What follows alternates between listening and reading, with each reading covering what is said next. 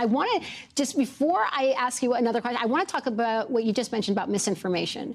Because oftentimes before, in previous political chapters, disinformation, telling people where to vote the wrong way, that was kind of, these were considered shenanigans. But it's becoming more ominous. Can you talk a little bit about that and what you will do to ensure that there are penalties for that? Yeah, years ago, it was the little things, telling people to vote the day after the election. And, you know, we kind of brushed them off. Now we know it's intimidation at the ballot box. It's undermining the idea that mail-in ballots aren't legal. I think we need to push back on this. There's no guarantee to free speech on misinformation or hate speech, and especially around our democracy. In any case, our democracy is threatened now, for sure. And you know, here at Davos, every year they compile this list of the greatest threats, much as you do, of course. And on the Davos list this year, there's a new #1 threat, and that is misinformation and disinformation.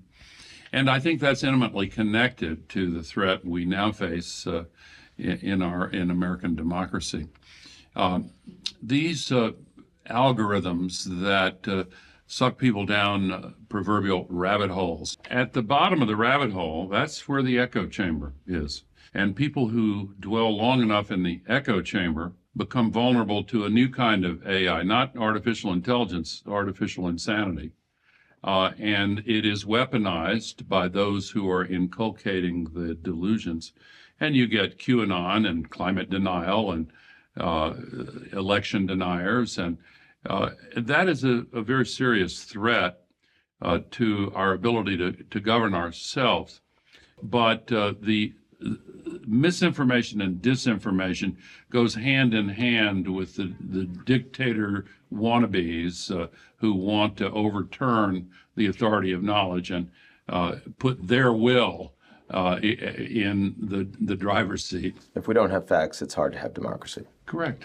Hillary Clinton recently sounded the alarm on unmoderated social media, warning that without proper oversight, we lose total control, a stance that has sparked a heated debate about the risks of prioritizing content moderation over free speech. Let's watch.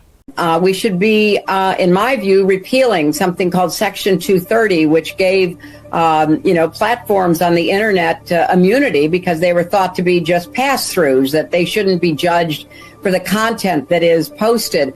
But we now know that that was an overly simple view, that if the platforms, whether it's Facebook or Twitter X or Instagram or TikTok, whatever they are, if they don't moderate and monitor the content, we lose total control. And it's not just the social and psychological effects, it's real harm. I'm convinced that right now, one of the biggest impediments to doing all of this,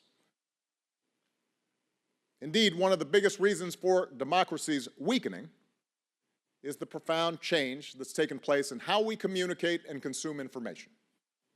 For more and more of us, search and social media platforms aren't just our window into the internet, they serve as our primary source of news and information. No one tells us that the window is blurred, subject to unseen distortions and subtle manipulations.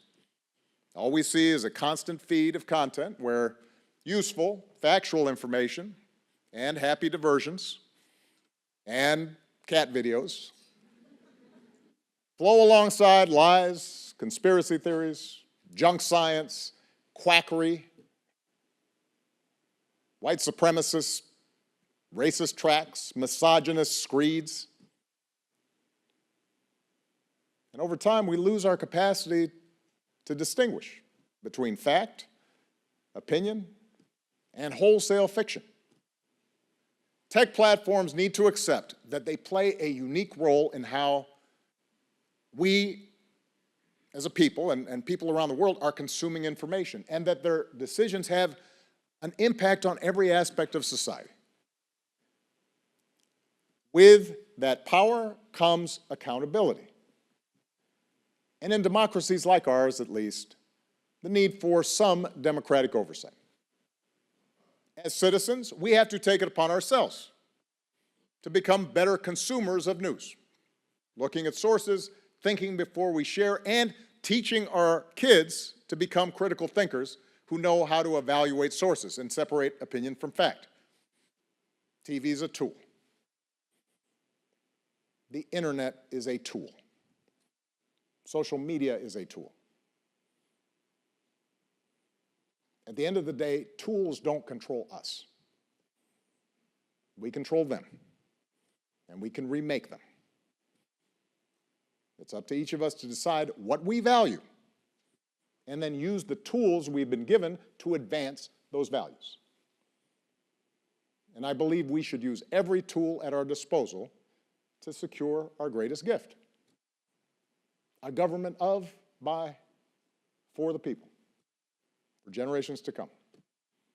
And I hope you agree with me, and I look forward to you joining in the work. Thank you very much, everybody. And will put the Department of Justice of the United States back in the business of justice. We will double the Civil Rights Division and direct law enforcement to counter this extremism. We will hold social media platforms accountable for the hate infiltrating their platforms, because they have a responsibility to help fight against this threat to our democracy. And if you profit off of hate, if you act as a megaphone for misinformation or cyber warfare, if you don't police your platforms, we are going to hold you accountable as a community. You know, there's a lot of discussion now about how you curb those entities in order to guarantee that you're going to have, you know, some accountability on facts, et cetera. But look, if people go to only one source, and the source they go to is sick and, you know, has an agenda, and they're putting out disinformation, our First Amendment stands as a major block to the ability to be able to just, you know, hammer it out of existence.